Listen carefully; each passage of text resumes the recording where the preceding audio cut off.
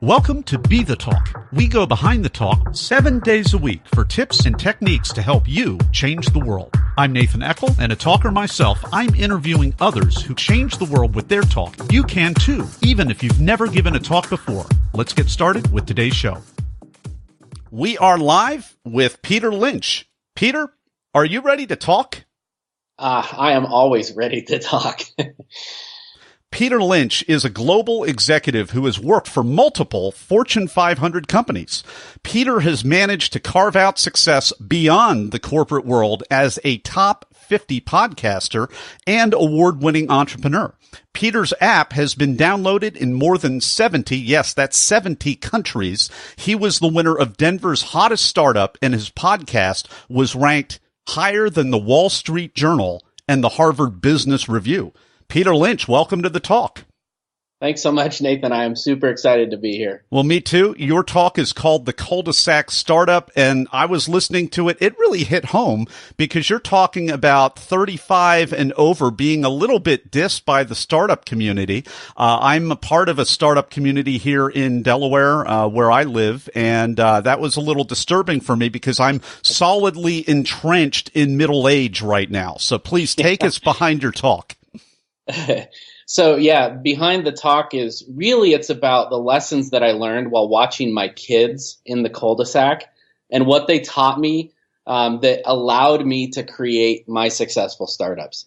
And it's really about this idea that I think the next Silicon Valley is actually suburbia, because I think there are a million untapped ideas, dreams, vision, inventions that are sitting in the minds of people that don't believe they can do it. And I think one of the big reasons that they don't is because they have a full-time job, or because they're middle-aged like us. They think it's too late, or they don't think they know how to do it. And so really all I do in this talk is I talk through a few simple lessons that I learned watching my kids that can help a person that is in that situation actually start to do something.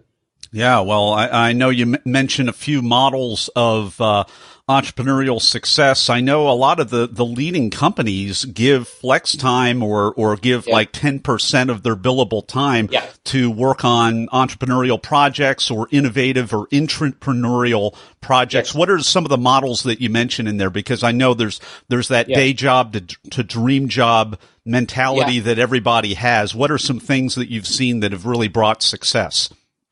Yeah, so it's really fascinating. Some of the biggest companies in the world have found the power of this, and in particular, Google. What they found is that they had this Google time where they required people to invent, and in 2016, 65% of their revenue was tied to those specific activities. 65%. 65%. Not 6.5%. Nice little extra margin, but 65% of the revenue. That is correct. With products like Gmail, with products like Android and the OS, those products were developed in Google time, in time for invention. So companies are finding that they can actually it doesn't just make people better at their job, but it can actually provide some real revenue to a company. A lot of companies are starting programs where they pay people to build patents. There's some amazing programs. But a couple of the models that I talked about for entrepreneurs are one of my favorite ones is this idea of get sticks. And that the whole idea was built around when I walked out in the cul-de-sac and saw my son playing one of the best cul-de-sac games ever, which is kickball. And I love it. Big fan.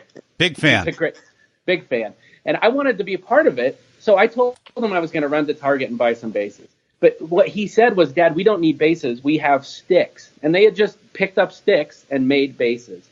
And this is such a powerful idea for entrepreneurs, because the idea that we want things to be perfect before we start. But it's all about execution. You don't have to have perfect bases. So look in your life, in the entrepreneurial idea that you're trying to execute on, and find some sticks. Do some things and just start moving. So that's one of the ideas. Another idea is around this concept that I call play. And this is really where my talk was birthed from. My daughter, we were driving home from a play date, and we turn around and look at her, and she is more asleep than I've ever seen anyone. I mean, she got to a level of exhaustion that I have never seen before. And so I'm sitting there looking at this, and I realized that the only way she could get to that level of exhaustion was because she was playing.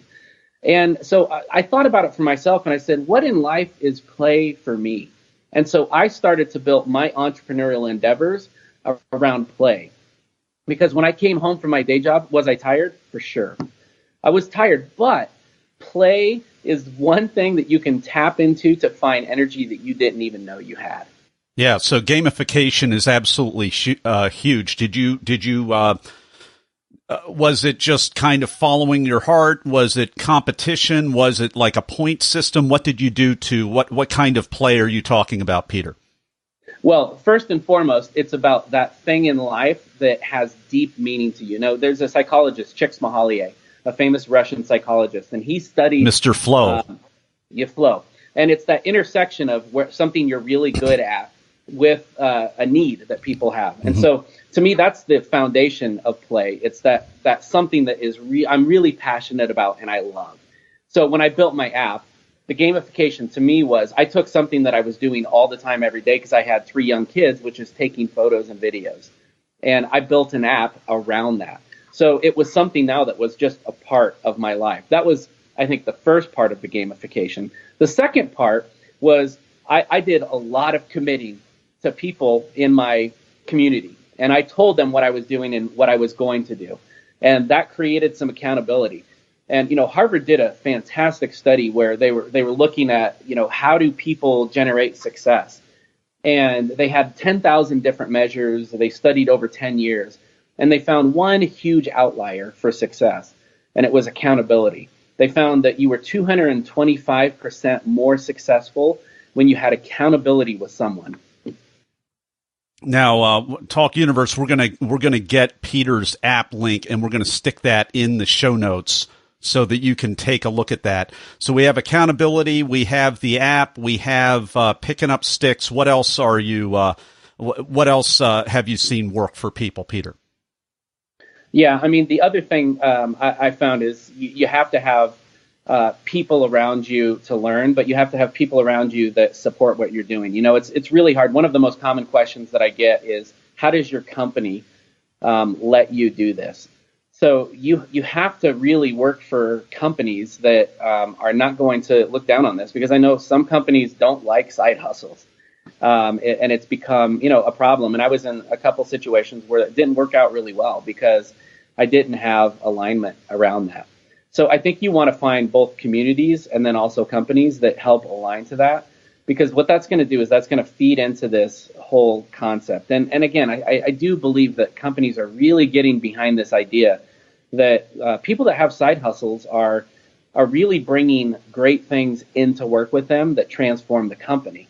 You know, one great example for me was when I launched my podcast. I did this because I wanted to learn how to podcast, and I wanted to, you know, it was a growing trend, and it's really impacting engagement, and people are consuming information really well. So I wanted to learn how to do it because I thought there might be an option for us to bring it in the company. So we launched this podcast, and it wasn't but 3 months after I launched it that I brought a podcast into the company, and we created an internal podcast for the company, and it began to drive huge consumption, really effective engagement, and it became one of the best communication vehicles that we leveraged inside the company. Now, I could only do that because I was doing something on the side and learning. So I really think companies are starting to get behind it. But again, I really think if you want to do that, you have to make sure you're in an environment where you can. We've been enjoying this conversation with Peter Lynch. His TEDx talk is called The Cul-de-sac Startup. And in a moment, we will be right back with Peter Lynch and the Blitz Round. People ask, how could I start a 7-day-a-week podcast? It's because of what I've learned from my mentors. Some of the best mentors in history aren't around anymore. They've left hours of one-on-one mentoring behind in their books. Each month at Classics on Tap, I record a new chapter from a classic business book to help you make a difference. Download your first chapter at classicsontap.com. And we're right back here with Peter Lynch. It's time for the Blitz Round. Are you ready? I am ready. This is where I'm going to ask you a series of either-or questions related to the preparation and performance of your talk. First question, were you selected to speak, Peter, or did you apply? I applied. Are you a memorizer, an improviser, or a blender? I'm an improviser. Would you consider yourself a seasoned performer or newer to the stage? I would say a seasoned performer. So that said, did you have nerves or were you in the zone or neither or both? Both. How so? I am one of those guys that I love the nervous energy that I get before I go on stage. And I leverage that to transmit great confidence and excitement and passion. So I leverage both of those. Our talk was at Ellie Calkins Opera House. It's a 3,000 seat, one of the oldest opera houses in the U.S. Seinfeld performed the night before. There was a lot of reasons to be nervous. But I love to transfer that nervous energy into the energy that creates a dynamic presentation. So Talk Universe, listen to the mindset shift. He's leaning in. He's a junkie for the nerves. It's a good way to say it. So I mean, when you change the way you look at things, the things you look at change. Love it. So this is cut for time question, Peter. What was the most painful part of your talk that you had to actually cut out? Ooh, that's a great question. I think it was probably related to the story that I told at the end about my mom. I had to reduce some of the details because that clock was staring me down and counting down. And the audience actually laughed a lot more than I was anticipating, which was a good thing, but that takes time. So I had to cut some of the details of that story. But when I went back and looked at it, I thought it went really well. So it wasn't as much of a problem as I felt during the moment. Funny how that works. We're hanging on to those details. You're very much like me. Peter, what's a tip, a technique, or a tool that helped you? To me, it was visualization. I spent, the 2 or 3 months leading up to it. Every morning when I woke up, the first thing I did is I would visualize the speech all the way through in my head, including seeing how the audience would respond. If I was going for a walk or a run or working out, I would visualize and go through the presentation. Before I went to bed every night, I would visualize that presentation. And that led to, I never delivered my TED Talk to anyone before I stepped onto the stage. Mine was prepared through the visualization and the belief in the story I had to tell. Wow. Okay. Well, that's a first. That's a first. How did that serve you, Peter? I think it served me in that my delivery was dripping with authenticity. It's one of my new projects that I'm working on is this idea of the ugly advantage. I think authenticity is a new currency. And so because it felt like I was having a conversation with the audience for the very first time, there was a couple mix-ups. I repeated a couple words or said things a little bit wrong. But I think it conveyed a super high dose of authenticity. It's a performance like you mentioned. So what was the most unexpected, strange, or just plain weird thing that happened during or right before your talk, Peter? Well, right before, I didn't know there was going to be a performance artist. So somebody singing. There was a fantastic singer that went on before me. And I was the last talk of the day. I was anticipating that there was going to be, people that had left and that there weren't going to be as many people in the audience. It was packed. So stepping out onto the stage with the anticipation that there wouldn't be a full audience and it was almost everyone was still there, was pretty shocking. As I mentioned, also the amount of laughter that I got in response back from the audience was so much more than I was anticipating.